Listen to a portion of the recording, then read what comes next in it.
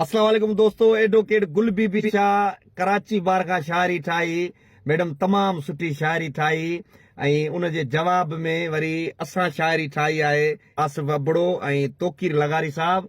Madam जी शाइरी त अच्छा कपड़ा कारा कोट, असांजी शाइरी आहे त अच्छा कपड़ा कारा कोट गरीब खान घुरूं था नोट। अच्छा कपड़ा कारा कोट गरीब खान घुरूं था नोट, पैसनि बिना बि केस विढ़ूं था क्लाइंट सां बि पिया निबरूं था। पैसनि बिना बि केस विढ़ूं था क्लाइंट सां बि पिया निबरूं था, पटे वाले खां रीडर ताईं वॾो भाकुर पाए मिलूं था।